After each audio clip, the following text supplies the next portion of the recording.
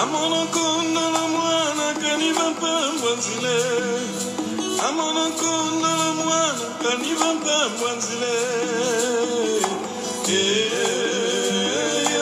Ya munoe.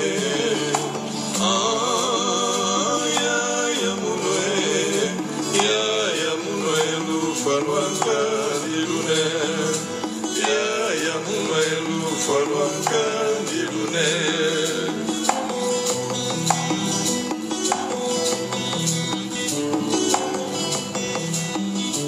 Amona kondo lo ya kaniva pambwanzile. Amona kondo lo ya kaniva pambwanzile. Ya munoe.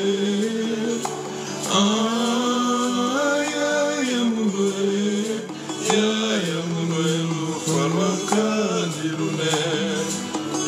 Loulou, bonjour. Lu falwanka dilune.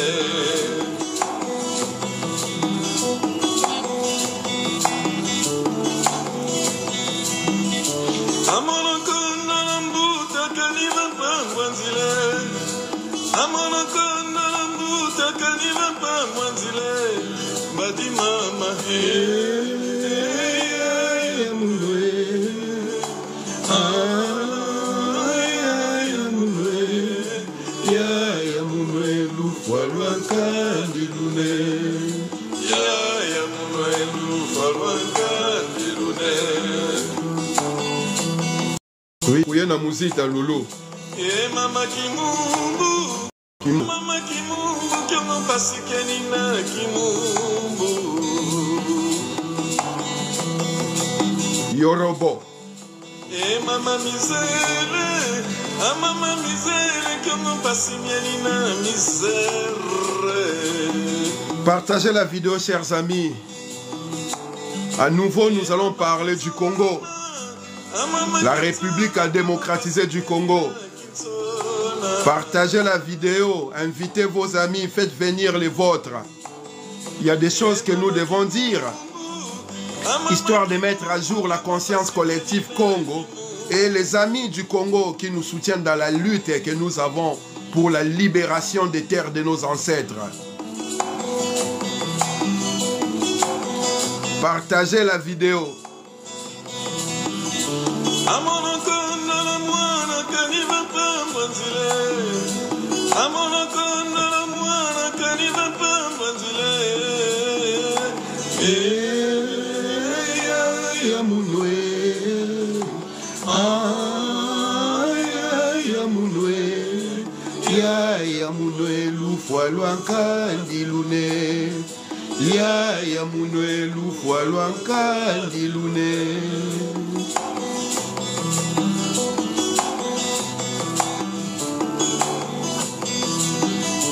Amona kondo la mbuta kaniva pambwanzile. Amona kondo la mbuta kaniva pambwanzile. Badi mama ya munoe. Ya munoe. Ya munoe lu falwanka dilune. Maestro Lourd. Patrick Losako.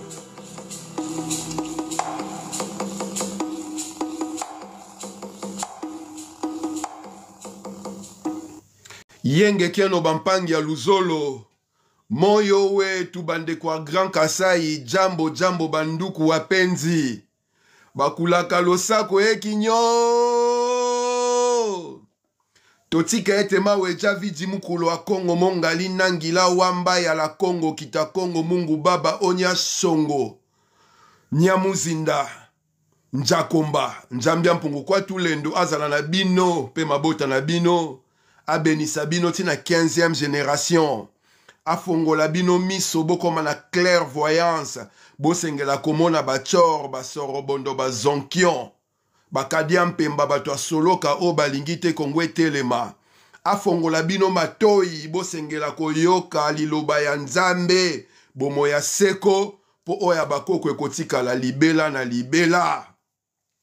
Chers camarades, chers compatriotes et chers amis, je vous prie vraiment de partager cette vidéo je vais le faire en français pour couvrir largement les connaissances à travers non seulement le Congo, mais l'Afrique entière, et histoire de faire comprendre à nos amis, ceux qui ne comprennent pas nos langues maternelles Congo, qu'ils puissent comprendre qu'est-ce qui se passe réellement au Congo aujourd'hui et pourquoi nous avons adopté une posture qui veut qu'au moment où nous parlons, nous exigeons le départ immédiat de Félix Tshisekedi. Et cela doit se faire sans autre forme de procès parce que le problème que nous avons aujourd'hui au Congo, ce problème-là a un seul auteur. Et cet auteur-là s'appelle Félix Tshilombo Tshisekedi.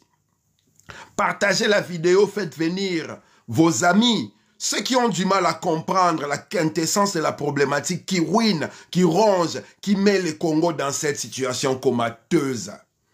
Nous sommes là, nous allons parler. Chers amis, chers camarades, aujourd'hui, au moment où nous sommes en train de vous parler, le Congo est dans une situation telle que les troupes rwandaises, Rwanda Defense Force, les troupes ougandaises, Uganda People Defense Force, les troupes kenyanes, les troupes de IAC, les troupes burundaises, toutes ces troupes-là sont en train de se pavaner à l'est du Congo comme s'ils étaient dans leur propre territoire et se comportant comme des conquérants qui viennent de conquérir des terres nouvelles.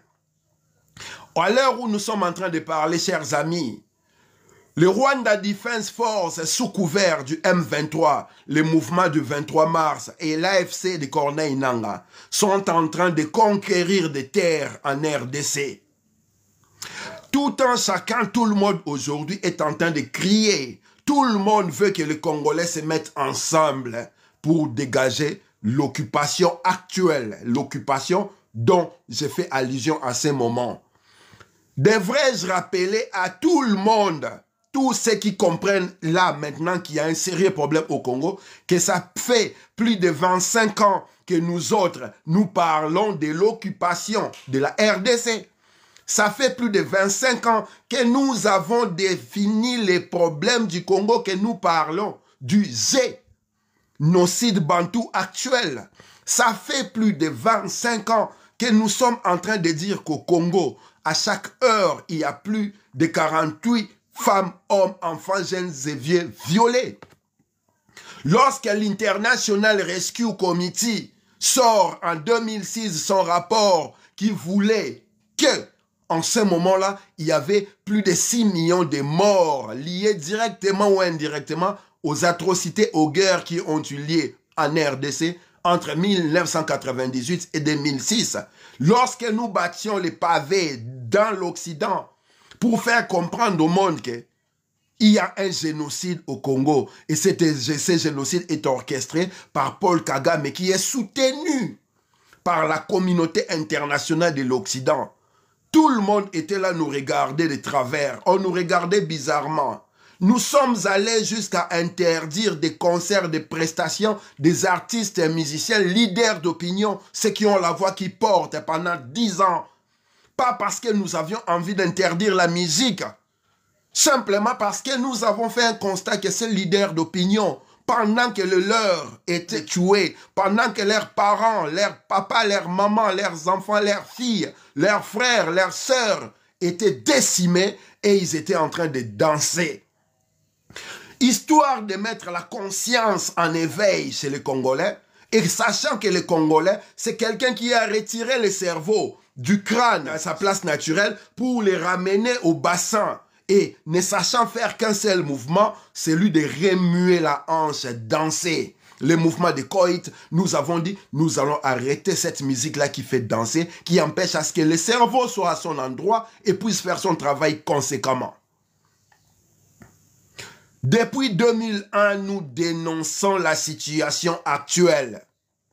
Depuis 2001, nous nous sommes fait incarcérer dans les pays où nous habitons. Nous avons des casiers judiciaires pourris. Non pas parce que nous avons commis des forfaits, non pas parce que nous étions dans les deals de substances illicites, non pas parce que nous avons commis des crimes ou des délits, mais parce que nous parlions du problème que subit le Congo depuis 1986, s'il s'agit de l'histoire contemporaine. Nous avons une sale réputation aujourd'hui. Nous sommes traités de tous les noms d'oiseaux et de poissons.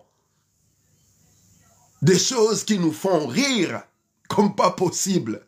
Parce que nous sommes bâtis d'un scaphandre transtemporel, multiséculaire, conçu et construit par nos ancêtres. C'est pour lesquels nous devons la vie aujourd'hui, c'est pour lesquels nous avons le droit, le pouvoir de parler aujourd'hui. C'est qui nous ont légué ces terres que vous appelez RDC, que je ne cesse de vous rappeler que ce pays-là a été bâti, construit, réfléchi à la conférence de Berlin. Aucun de vos ancêtres était présent pour décider que ce territoire-là sera appelé État indépendant du Congo, in extenso aujourd'hui, République à démocratiser du Congo. Maintenant, je ne vais pas faire les cours d'histoire, je ne vais pas faire la leçon d'histoire, je ne vais pas rappeler des choses que tout Congolais est censé connaître. Toutes ces choses-là se trouvent dans ces livres que j'ai publiés en 2021, qui s'appelle Bantoocratie 2021, la révolte de l'esprit. Dans ces livres, j'explique en détail l'historique de la conception de la création de ce que vous appelez aujourd'hui RDC. Et ceux qui ont eu la chance d'avoir ces livres savent de quoi je parle. Là où on parle des héros, de ceux qui ont fait couler leur sang pour que nous puissions hériter de ces pays-là. Là où je parle des premiers contacts entre le leucoderme et le mélanoderme Congo en 1583 à travers Diego Cao. Et surtout, comment le manuel de guerre spirituelle que vous appelez la Bible a été utilisé pour abrutir, assujettir ces peuples-là. Je vais parler de l'actualité aujourd'hui parce que le Congolais est tellement émotionnel que lorsque quelque chose qui fait du bruit, il oublie l'essentiel.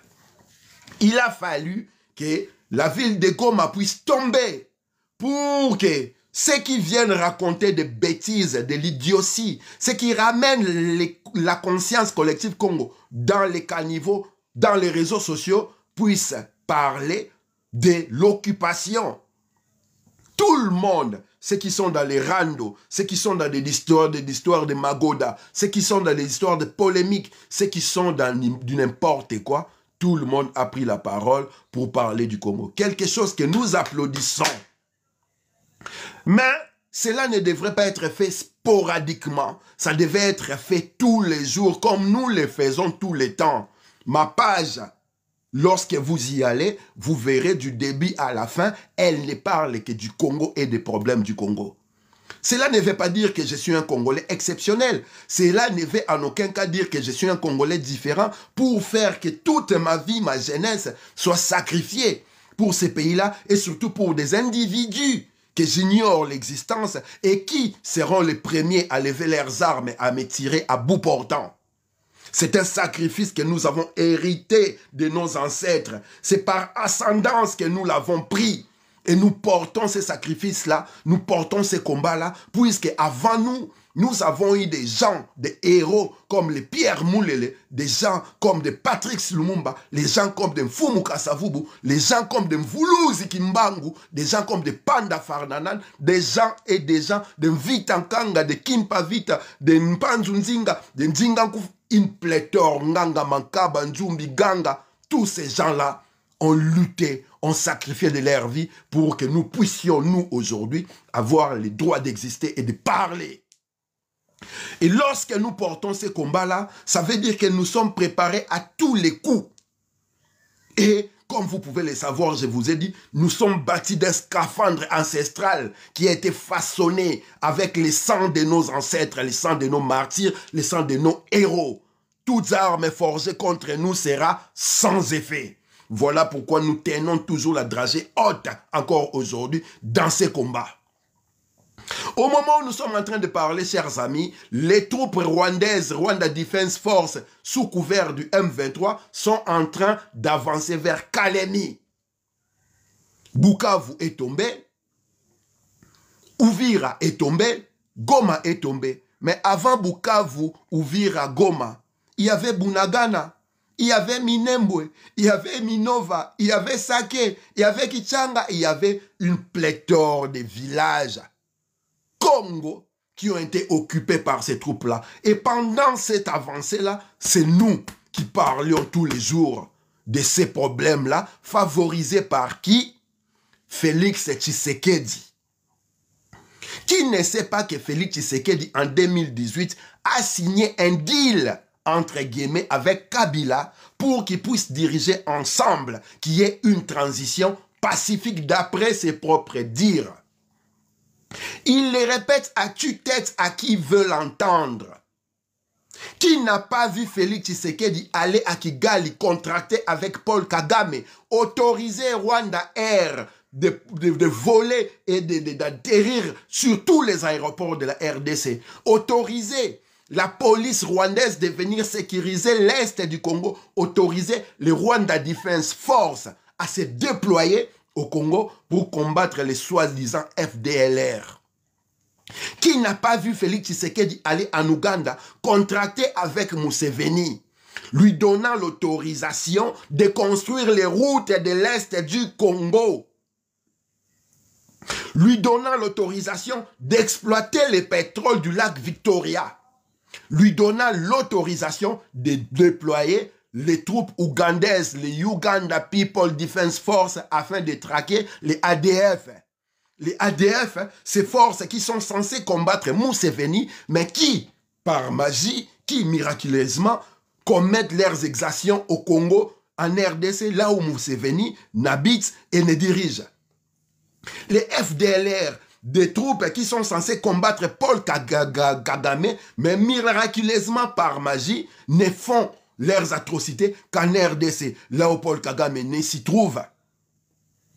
Qui n'a pas vu Félix Tshisekedi aller au Kenya contracter avec l'IAC? Qui ne l'a pas entendu vous dire à haute voix, ça ne sert à rien de vous battre pour des portions de terre parce que dans un avenir proche, nous serons l'IAC. L'IAC sera notre pays. Qui n'a pas vu Tshisekedi aller en Angola supplier Laurent? Qui n'a pas vu Tshisekedi faire des voyages sans arrêt pendant 3 ans, 4 ans, 5 ans de pouvoir, toutes les semaines, il était dehors du pays. Qui n'a pas vu l'incompétence de Tshisekedi depuis qu'il est au pouvoir à aujourd'hui? Qui n'a pas vu des militaires congolais qui sont censés se battre à l'Est et qui sont déployés pour faire la guerre, pleurer parce qu'ils n'ont pas à manger? Un militaire déployé au front qui manque la nourriture. Qui n'a pas vu vos militaires faire des vidéos insulter les instruments d'en bas de la mer de Tshisekedi? Qui n'a pas vu des militaires réclamer des munitions pour faire la guerre? Qui n'a pas vu les gouverneurs du Nord qui venaient de être tués dire à haute voix que nous battons à retraite parce que nous recevons des ordres depuis Kinshasa? L'armée est un outil politique. Et si les M23 avancent, ce n'est pas de notre faute, c'est la faute à ceux qui nous donnent les ordres depuis Kinshasa. Aujourd'hui, les M23, qui a été hébergé entre 2019 et 2020, pendant 14 mois à Kinshasa, à l'hôtel Béatrice, à l'hôtel intercontinental, nourri et logé aux frais des contribuables congolais par Tshisekedi, lui-même qui les a invités là-bas, ont repris les armes contre Tshisekedi. Et, curieusement, on vient de nous dire, on vient nous rappeler le patriotisme, on vient nous rappeler qu'il faut défendre les pays. Ces pays-là, je répète, ça fait 25 ans que nous, moi personnellement, Zoro Bilel, à haute voix, je parle des problèmes que ces pays-là connaissent. J'en fais des conférences, des manifestations, des réunions, j'organise des choses pour que la conscience collective Congo se réveille, entre en éveil permanent.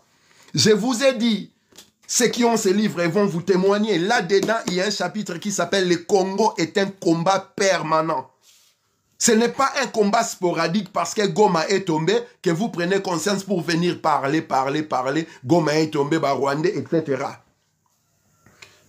Votre président de la République, lorsqu'il prête serment, allez lire la Constitution à l'article 75. Il est déclaré qu'il est le garant de la nation. Il s'assure de l'intégrité territoriale et de la sécurité des Congolais. Il prête serment pour cela.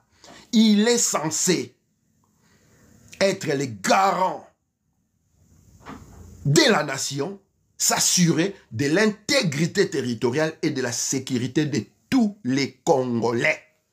Article 75 de votre constitution. Ce même monsieur-là a prêté serment à 2 reprises. Lorsqu'il vient vers vous pour vous dire que cette constitution-là a été écrite par les étrangers et pour les intérêts des étrangers, comment se fait-il qu'à 2 reprises, il ait prêté serment sous les sceaux de cette constitution-là, alors que la constitution en question est écrite par les étrangers et pour les biens des étrangers. Voilà comment ce monsieur, dans son incompétence notoire et ostentatoire, met en péril l'avenir de la nation. Pendant qu'il vous propose de changer la constitution, Bunagana était déjà entre les mains de M23. Minembo était déjà entre les mains de M23. Une grande partie des plateaux de Masisi de Rutshuru était entre les mains de M23. Sake, Minova, etc. à l'est du Congo, dans le nord Kivu, et une partie du Maniema du sud Kivu, était entre les mains du M23. Lorsqu'il proposait de changer cette constitution-là, l'idée dans sa tête était quoi? Parce qu'une grande partie des Congolais sous occupation ne pouvaient pas participer au débat du changement de cette constitution, et encore moins s'il y avait référendum, il était impossible de faire un plan référendaire dans les zones occupées. Le garant de la Constitution, c'est lui-là qui devrait préserver à ce que la Constitution ne soit violée. C'est illustré dans la parjure internationale. Dans les droits, lorsque vous prêtez serment devant les tribunaux, vous ne pouvez plus vous dédire de vos propos, parce que si vous vous dédisez, ça s'appelle parjure, et la parjure est condamnable par la loi. Les garants de la Constitution, c'est lui-là qui a prêté serment à deux reprises, vient vous dire que cette Constitution pour laquelle il a prêté serment à 2 reprises n'est pas une bonne Constitution, est une Constitution écrite par les étrangers et pour les étrangers. Ça s'appelle parjure. Et dans des pays normaux, dans des États normaux, les parlements devraient les convoquer.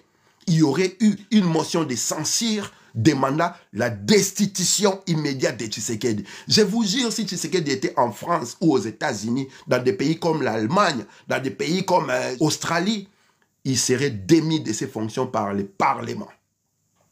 Mais comme ces parlements-là, après la transhumance, lorsqu'il a rompu son deal avec les FCC de Kabila, il a opéré une transhumance où la majorité de Kabila qui était dans le Parlement est devenue la majorité de Tshisekedi sous le label de Union sacrée.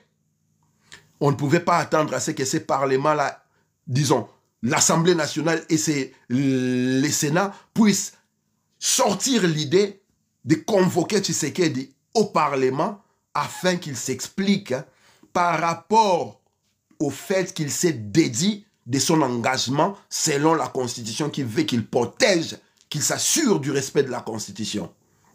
Et dans l'article, je pense, 166 de la Constitution, on vous explique les modalités comment destituer un président. Lorsque le président viole la Constitution, ça s'appelle haute trahison. Et rien que pour ça, il devait être démis de ses fonctions.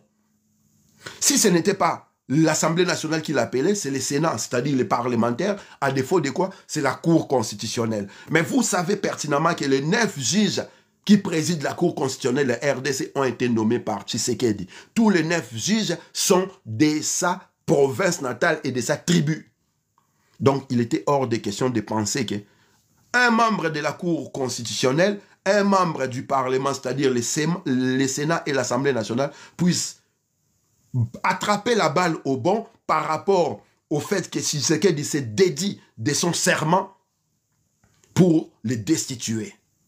Voilà, nous autres, déjà lorsqu'il a pris le pouvoir en 2018, pas parce que les Congolais l'avaient élu, parce qu'il avait eu 13% dans ces élections-là, mais parce qu'il avait fait un deal avec Kabila, nous avons appelé au soulèvement populaire en se basant à l'article 64 de la Constitution. Nous nous sommes rendus compte qu'un individu, un groupe d'individus ont pris le pouvoir par la force. Et cet individu-là et son groupe d'individus, c'était Tshisekedi, Kabila, FCC et Cash. au détriment du droit constitutionnel des Congolais de se choisir leur leader. Le 31 décembre 2018, il y a eu des élections à Kinshasa, couplées présidentielles et parlementaires, et nous savons tous que Tshisekedi avait perdu. C'est Martin Fayulu qui a gagné ces élections-là. Et Tshisekedi vous a dit à haute voix qu'ils ont fait un deal avec Kabila pour conserver le pouvoir, créant en même temps une forme d'oligarchie politique qui fera que ceux qui sont au pouvoir vont demeurer au pouvoir au détriment du peuple congolais qui est paupérisé à l'extrême, qui est aujourd'hui en position rampante. Les Congolais ne marchent plus, ils rampent comme un serpent. En 2023, il organise des élections. Selon la loi électorale, il est écrit à haute voix que les élections durent 11 heures après l'ouverture des bureaux de vote. C'est-à-dire, si nous ouvrons les bureaux de vote à 9 heures, au plus tard 20 heures, les bureaux de vote doivent fermer et c'est la fin des élections. Vous tous, vous avez vu les élections avoir les dimanches, lundi, mardi, mercredi, jeudi, vendredi, samedi, jusqu'à dimanche, plus de 8 jours. Vous tous, vous avez vu des machines électorales sortir des maisons des individus. Vous tous, vous avez vu des machines électorales dilapidées par-ci, par-là et les lieux de vote dans un désordre impossible. Deuxième mandat, coup d'État constitutionnel, coup d'État électoral qui a voulu qu'il reste au pouvoir. Au bout des 2 mandats, il vient vous montrer ses cornes. Et pendant ces temps-là, ses frères tribaux, ses sœurs tribales vous ont montré de toutes les couleurs. Bukalinga chakwetu, bokonyantama lukola bakayansa, bokonzi ya baluba eza éternel, bazokomisa Congo royaume. Soki Tshisekedi alongwe, bakocha mwana na ye. Et vous pensez que nous allons rester dans cette forme de dilettantisme, accepter cette forme de médiocrité, nous allons rester dans cette forme d'idiotie au sommet de l'État, nous laisser mater par une portion, une fraction d'une tribu des Congo, alors que le Congo a plus de 450 ethnies. Il était de notre devoir de nous lever. Mais comme je vous dis, nous n'avons pas attendu que Tshisekedi arrive au pouvoir pour que nous soyons levés pour le Congo. Nous n'avons pas attendu que Goma tombe il y a quelques jours pour que nous parlons de l'occupation. C'est depuis 2001 que nous faisons ce travail-là. En face de cela, durant les 6 ans au pouvoir que Tshisekedi a eu, il ne s'est pas donné la peine de former des forces armées patriotiques et républicaines qui vont défendre le territoire national, l'intégrité territoriale et la sécurité des Congolais pendant 6 ans. 6 ans après, à la moindre secousse à l'est du Congo, nous voyons des limites. Alors que le commandant suprême est Tshisekedi, le chef de l'État est Tshisekedi, il est dans l'obligation de pouvoir de donner les moyens afin que les armées soient à la hauteur de la grandeur du Congo. Qu'est-ce qu'il a fait pendant 6 ans de telle manière que lorsque les rebelles avancent, lorsque les agresseurs avancent, vos militaires fuient. Ils ne battent pas en retraite, ils sont en train de fuir. Et le pire dans tout cela, ils mettent des caméras pour dire que ils ont peur de se battre. Pas parce qu'ils sont incapables de se battre. Ils ont peur de se battre parce que c'est lui qui connaît mieux que tout le monde les dangers d'une balle. C'est lui qui connaît mieux que tout le monde les dangers qui est derrière un fusil. À part les militaires, il n'y en a pas un autre. Maintenant, ces militaires-là qui étaient déployés au front n'avaient pas de munitions conséquentes pour faire face à l'agression, n'avaient pas la nourriture nécessaire afin de lui permettre d'être en forme et d'avoir l'énergie pour faire face à l'ennemi. Vous cherchez les responsables. Pendant que les Rwandais vous attaquaient, à aucun moment je n'ai entendu ni les Rwandais, ni l'Ouganda, ni le Kenya aller se plaindre dans le monde. Le Congo nous attaque, le FDLR nous attaque, il faut sanctionner. Vos dirigeants, vos politiques ceux qui sont au pouvoir n'ont fait que pleurer, pleurer. Allez pleurer en France, allez pleurer aux États-Unis, allez pleurer en Russie, allez pleurer en Chine, allez pleurer en Angola, allez pleurer au Kenya, allez pleurer en Afrique d'ici, en Ouganda. Et aujourd'hui, pleurer au Tchad, au Mali. Quelle honte! Un grand pays comme le Congo, un pays aussi riche comme le Congo, est incapable de défendre ses terres, est incapable d'allouer des moyens conséquents à ses militaires pour qu'ils puissent s'assurer de l'intégrité territoriale et de la sécurité des populations qui gisent sur ces terres-là. Le seul responsable à tout cela ne peut être que le chef de l'État. On l'appelle chef de l'État. L'État, c'est comme une entreprise. Les chefs de l'État, c'est comme les PDG. Ils s'assurent à ce que l'entreprise puisse fonctionner conséquemment, correctement.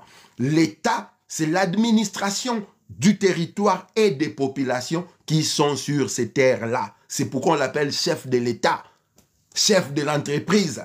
Donc, lorsque l'entreprise est incapable de donner les moyens pour que la production se fasse correctement, le seul responsable est celui qui est appelé chef. Lorsque l'État est incapable de donner les moyens afin que les terres et les populations soient protégées, le seul responsable, c'est celui qui a prêté serment comme étant le garant de la nation. Nous sommes dans une situation telle qu'aujourd'hui, après avoir appelé les Burundais au front, qui ont été terrassés par les Rwandais qui ont battu en retraite, après avoir appelé les Sud-Africains au front, qui ont été terrassés, battus en retraite, après avoir appelé les Angolais qui ont fui, Tshisekedi va commander au Tchad. La population du Tchad, c'est à peu près 12 millions de personnes. À Kinshasa, vous êtes à plus de 20 millions de personnes. Le Tchad va déployer ses armées, ses militaires, ses propres enfants, qu'ils viennent mourir sur des terres qu'ils ignorent l'existence, surtout qu'ils ne maîtrisent pas la problématique, sur des terres où la sorcellerie en œuvre, ils ne maîtrisent pas. Les Sud-Africains y étaient, ils se sont retirés. Les Burundais y étaient, ils se sont retirés. Qui, mieux que les Congolais, peut défendre la terre des Congolais? Et nous sommes arrivés à cette situation parce que l'État n'a pas anticipé, l'État n'a pas fait des prévisions pour les futurs, l'État n'a pas investi dans les futurs.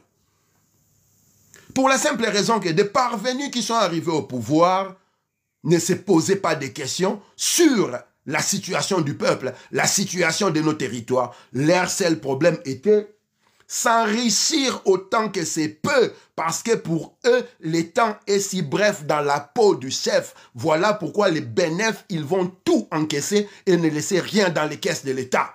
Et c'est ce qui se passe aujourd'hui. Le Congo est dans une situation où vos dirigeants sont capables de payer 15 000 $ aux mercenaires roumains, français, afin qu'ils viennent se battre au Kivu, alors que des Congolais militaires gagnent moins de 100 $ par mois. Et ceux qui sont payés 15 000 $ ont fui au front. Et vous pensez que celui qui gagne moins de 100 $ va se sacrifier pour protéger un certain monsieur qui vous a montré les Hadès, les fonds abyssales, les profondeurs de l'enfer. Et lorsque les contrats, les accords qu'il a signés avec les Rwanda, avec l'Ouganda, avec le Kenya, avec l'Angola, avec le Burundi, avec l'Afrique du Sud, avec le Soudan et l'Égypte, lorsqu'il montre sa vraie face qui veut qu'il ne respecte pas ces accords-là, il met les pays entiers dans la mouise. Et les inconscients, les quelques tribaux, ces frères des tribus, viennent vous dire, nous devons nous mettre ensemble pour chasser les occupants. C'est qui a ouvert les frontières congolaises permettant officiellement aux Rwanda Defense Force, les forces rwandaises, de pénétrer pour chasser les FDLR à l'Est? C'est qui a autorisé les Uganda People Defense Force, les forces armées de l'Ouganda, de pénétrer à l'Est du Congo pour attaquer l'ADF Nalu? C'est qui a fait entrer les forces burundaises, angolaises, sud-africaines et les forces kenyanes et soudanaises au Congo? N'est-ce pas Tshisekedi? Lorsqu'il a signé ces accords-là, En quel moment il vous en a parlé? Voilà, pour des raisons sécuritaires, nous allons contracter avec ces gens-là pour remettre de l'ordre à l'Est. Lorsque le ciel lui devient nuagé, parce que nous sommes dans une chronique de fin des règnes, vous voulez nous montrer que vous êtes plus patriotes que nous, que vous aimez nos terres plus que nous, et nous demandez, nous aligner derrière le roi Soleil Félix, que vous avez dit à haute voix, Yonani. Ouyakopé qui sangai n'a changé constitution. Boyato sangana na simaya mutu. Voilà, vous voulez qu'on se mette derrière ces messieurs-là pour les sauver. Sous prétexte, nous allons sauver le Congo. Mais c'est lui qui a mis le Congo dans la mouise, n'est-ce pas? Félix Tshisekedi. N'est-ce pas sa clique tribale qui gravite autour de lui, alors que le roi est nu? Ses courtisans lui faisaient croire qu'il était bien habillé, mieux habillé que la nation entière. Chers amis, chers compatriotes, chers camarades, chers frères, la situation que nous vivons aujourd'hui, les responsables, c'est Tshisekedi. Et comme je ne cesse de le répéter, s'il a encore un semblant de dignité, il devra démissionner. Maintenant, comme nous n'attendons pas à ce qu'il y ait de bonne foi de la part de Tshisekedi, parce qu'il nous a montré la haine pire que celui qui peut produire le diable, Satan, nous prenons nos responsabilités et nous les disons à haute voix, Tshisekedi doit dégager d'une manière ou d'une autre, de gré ou de force. Et nous travaillons dans ce sens-là pour le mettre hors d'état de nuire en vertu de l'article 64 de la Constitution. Et surtout parce que nous sommes des patriotes Congo, nous ne pouvons pas accepter qu'un individu puisse dilapider les legs de nos ancêtres. À nos frères panafricains, nos frères panafricanistes, depuis tout le temps que Tshisekedi a été au pouvoir, en quel moment vous avez vu ces messieurs-là manifester son panafricanisme? Aujourd'hui, il est en train de faire des yeux doux à Poutine. Vous ne l'avez pas vu aller chez Poutine là-bas et lorsqu'il fallait voter des résolutions contre la Russie aux Nations Unies, parmi les votants qui ont voté pour ces résolutions-là, il y avait Tshisekedi, la RDC. La honte de la nation, il va quémander à ce que les Burundais viennent défendre la RDC. Quémander à ce que l'Afrique du Sud vienne défendre la RDC, à ce que l'Angola. Il va quémander les Tchad, au Tchad qu'ils envoient des Tchadiens. Et aujourd'hui, il va quémander au Mali. Chers panafricains, nous sommes dans ce combat qui veut libérer notre continent de l'emprise de l'impérialisme et faire sauter les cloisons coloniales que nous appelons les pays afin de créer la nation Congo qui va nous mettre ensemble. Mais cette démarche-là ne doit se faire qu'avec de vrais panafricanistes patriotes, ceux qui savent défendre les intérêts des territoires et des populations auxquelles ils ont la direction, je voulais dire. Et le cas de Tshisekedi, dans les 6 ans de son pouvoir, vous avez vu comment il a tourné les dos, aller pleurer aux États-Unis, aller pleurer en France, en Angleterre, par-ci, par-là. En aucun moment, il n'a fait allusion à l'Afrique et aux forces africaines pour régler les problèmes. Ne vous mêlez pas de cette affaire. Nous avons un problème dans la cloison qu'on appelle la RDC. Ce problème-là est qu'un de nos frères sorciers a ouvert la porte et il a permis à tous les sorciers environnants de rentrer à la maison. Et cette affaire-là a voulu que nos frères, nos sœurs, nos enfants, nos parents meurent, périssent tous les jours. Avant de dégager les autres sorciers là qui sont rentrés, la première des choses est que nous devons mettre hors d'état de nuire ces sorciers qui a ouvert la porte. Et les sorciers en question en RDC aujourd'hui, c'est Tshisekedi. Aujourd'hui, pendant les règnes de pouvoir de Tshisekedi, nous ne pouvons pas taper Kagame directement parce que ce sont les membres de sa clique tribale qui ont chanté à Kinshasa, Yonani Oboya Kagame. Ils ont ramené Kagame à Kinshasa, ils l'ont célébré, un des responsables du génocide bantou actuel. Nous ne pouvions pas taper Kagame directement parce que nos frères, quelques frères Balouba, se positionnaient entre et servaient de bouclier aux occupants. Nous ne pouvons pas aujourd'hui faire face à l'occupation tant que ces boucliers-là s'y trouvent. Et ces boucliers-là, celui qui les tient, il s'appelle Félix Tshisekedi. Voilà pour combattre l'occupation et dégager ceux qui attaquent le Congo aujourd'hui, ceux qui ont conquis nos terres. Nous devons commencer par dégager Tshisekedi. Ces frères, ces quelques frères Balouba, je ne vais pas généraliser. Vous devez reprendre conscience et comprendre qu'aujourd'hui, nous sommes en train de parler de la survie de la nation. Et quand nous parlons de la nation, je le répète, la nation vient de la famille. La famille fait les clans fait la tribu fait l'ethnie fait le peuple et les peuples font la nation. Il ne s'agit plus d'une tribu, il ne s'agit plus de sauver un semblant de pouvoir tribal. Il s'agit de sauver la nation. Et le problème aujourd'hui au Congo, c'est votre frère tribal Tshisekedi qui nous a mis dans cette situation-là. Vous devez sauver la mise et honorer votre tribu. Nous devons mettre ensemble Tshisekedi hors d'état de nuire et vous allez nous rejoindre dans les combats de la résistance pour en finir avec Kagame, en finir avec Museveni et tous les dictateurs qui pilulent dans la région, qui empêchent à l'Afrique de respirer pour la simple raison que dans son cœur, il est étouffé. Le Congo. Et qui permet cela? Museveni, Kagame. J'entends certains dire que Kagame, c'est un patriote rwandais. Museveni, c'est un patriote Tutsi, pardon. Ce n'est pas vrai. Kagame et Museveni, ce sont des mercenaires, des impérialistes. Ce sont des chefs de bande de mercenaires, des impérialistes. Ce que vous appelez Rwanda Defense Force, ce n'est pas la force de défense rwandaise. C'est des mercenaires au service de l'Empire. Pareil, UPDF, Uganda People Defense, c'est des mercenaires au service de l'Empire. Parce que si c'était des forces qui défendaient des Africains, en aucun moment, ils auraient déployé leurs éléments, venir s'aimer la terreur des atrocités, des meurtres, des crimes, un génocide chez leurs voisins. La sagesse africaine empêche cela. On ne peut s'appliquer dans la sorte que lorsque nous travaillons pour les intérêts de nos vrais ennemis. Et les vrais ennemis du Congo, c'est l'Empire. Les vrais ennemis du Congo, c'est l'impérialisme. Là où Tshisekedi va pleurer tout le temps. C'est eux les vrais ennemis du Congo. Ça fait plus de 30 ans que Kagame fait ce qu'il veut dans la région. Combien de sanctions, combien de résolutions sont sorties et combien de ces sanctions et résolutions ont été mises en pratique?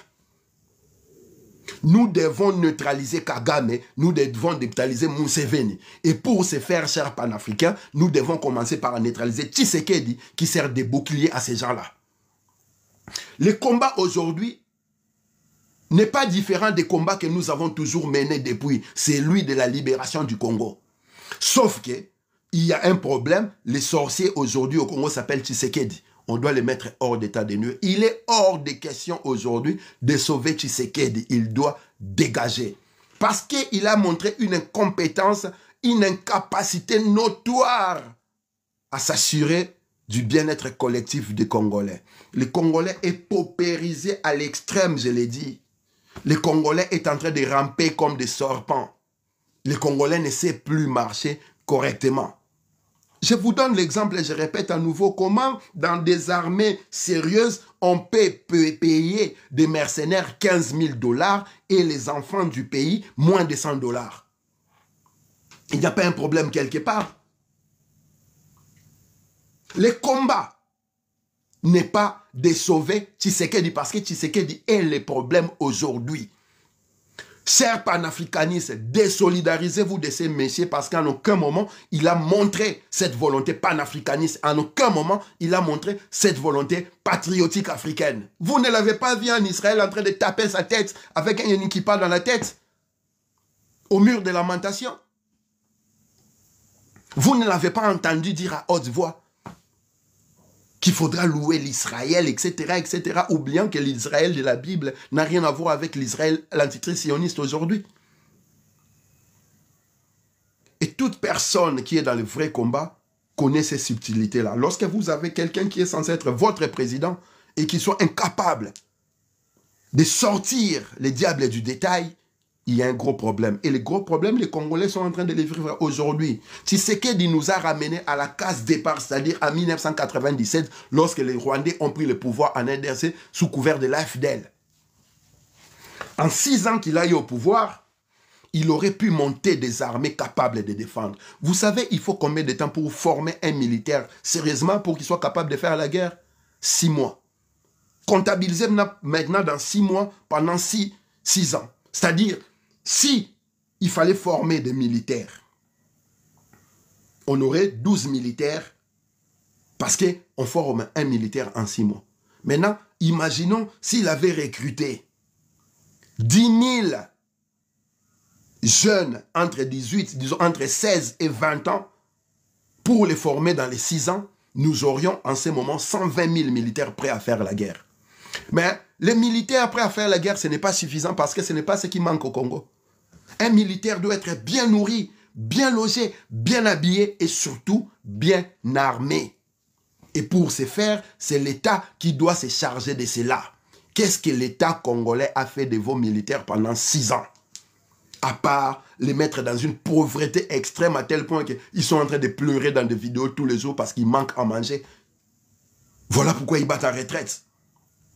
Comment se fait-il que celui qui arrive au pouvoir ne comprend pas que pour protéger les pays de tous les ennemis intérieurs comme extérieurs, il faut avoir des armées sérieuses, bien nourries, bien logées, bien vêtues et surtout bien armées.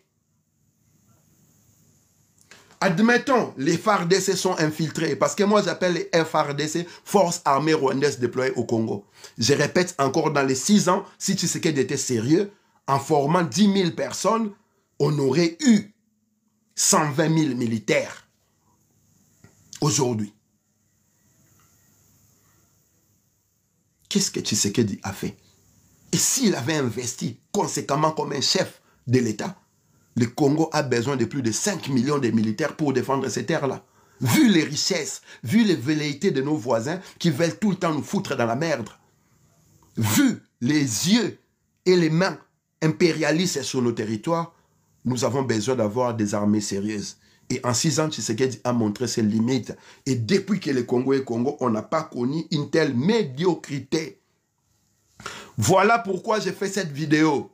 Lorsque vous sortez dans la rue, la question n'est pas de soutenir les FARDC. Les FARDC sont censés être des forces congolaises et l'État congolais est dans l'obligation d'apporter les moyens pour soutenir les FARDC. Lorsque vous avez des responsables qui dirigent le pays, brandir, au lieu de parler des armées, parle de Wazalendo, qui est normalement une force paramilitaire ou, entre guillemets, des milices. Il y a un sérieux problème. Lorsque vous avez des responsables qui sont censés diriger les pays, invoquer que les armées étrangères viennent pour vous défendre, il y a un sérieux problème. On les a entendus parler, les Burundais sont là, après les Angolais, après les Sud-Africains. Maintenant, ils négocient au Tchad, au Mali, vers les États de l'AES. Chers camarades panafricains, je suis votre frère panafricain, on se connaît. Il faut donner à ces messieurs-là une fin de non-recevoir. Si vous voulez aider le Congo, vous avez des patriotes congo-panafricanistes qui ont la même vision que vous, qui ont toujours émis cette volonté-là de travailler avec vous et qui ont fait ces démarches-là et qui sont prêts aujourd'hui à prendre leurs responsabilités. Mais pour l'instant, aidez-nous à dégager Tshisekedi. Tshisekedi doit dégager. Et je répète encore, s'il a un semblant de dignité encore, il devrait démissionner. Mais comme il n'a pas de dignité, il faut les dégager. Maintenant, vous les FARDC, lorsque vous regardez les images de vos frères d'armes qui sont au front, ça ne vous dérange pas de voir vos frères d'armes au front, là où il y a la mort, pleurer parce qu'ils n'ont pas à manger, pleurer parce qu'il manque de munitions. Vous, les FARDC qui êtes à Kinshasa, vous servez à quoi? Vous avez prêté serment sous les drapeaux, servir et défendre la nation et non l'individu. Lorsqu'un individu devient un problème, lorsque l'individu commence à mettre en danger vos frères d'armes, à faire tuer vos frères d'armes, tout militaire bien formé agit en conséquence et met hors d'état de nuire cet individu. Qu'est-ce que vous attendez, vous, les militaires congolais, à prendre vos responsabilités et à mettre hors d'état de nuire ces civils qui sont en train de faire sacrifier vos frères d'armes au front? Ces civils qui vous empêchent de vous occuper sérieusement de vos familles avec un salaire de moins $100 par mois. Ces civils qui vous fait dormir affamés dans des logements indécents et surtout qui vous laissent vous habiller n'importe comment à tel point que les militaires congolais est devenu les militaires les plus sales du monde. C'est un appel à vous, les FARDC, patriotes républicains. Prenez vos responsabilités, mettez hors d'état de nuire Tshisekedi et sa classe politique.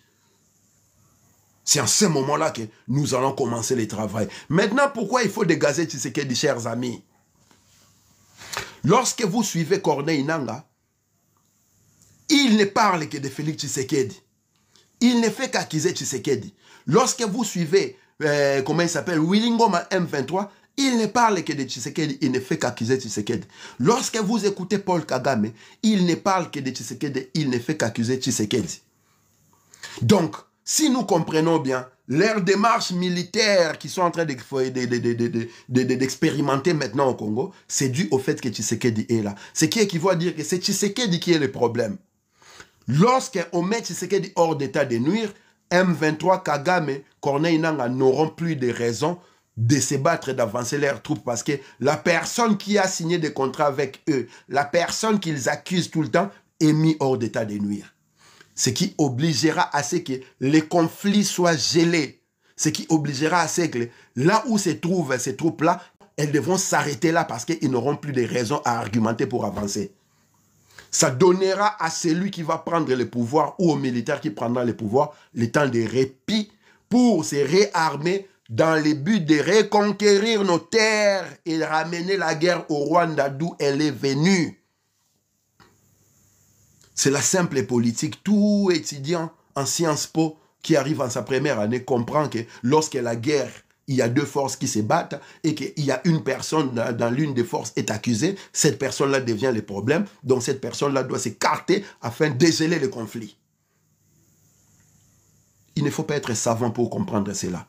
Voilà pourquoi nous appelons au FARDC de prendre leurs responsabilités, de mettre hors d'état de nuire Tshisekedi. Nous appelons les Congolais à la conscience collective, en vertu de l'article 64, de se lever et dégager Tshisekedi. Et nous appelons à la famille de Tshisekedi.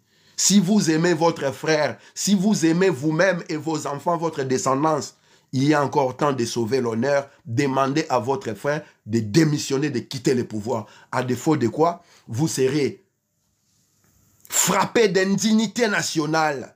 C'est-à-dire, après ce pouvoir-là, les fonctions régaliennes, les fonctions de la défense, les fonctions qui impliquent l'État et la nation, vous ne les assumerez plus dans ces pays-là pour une durée de 3 siècles.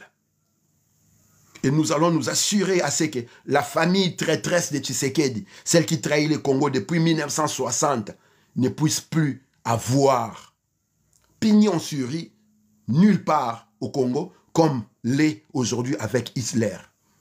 C'était le camarade Zoro Bilel Ingeta du bataillon Front Populaire. Mengu Mengu. Bon, mona kimbirikiti. Métatron. Mawe Javidi Mukulu a Congo Mongali Nangila Wangba azala na bino na mabota na bino. Ingeta.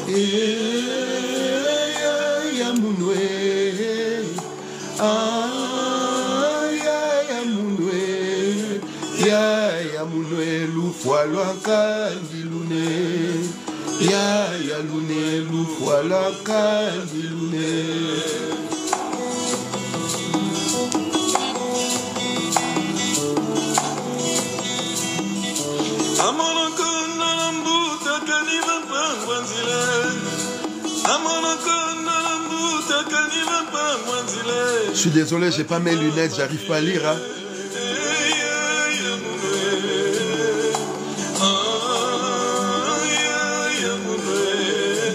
ya munwe lufwa lwankandi lune ya lune lufwa lwankandi lune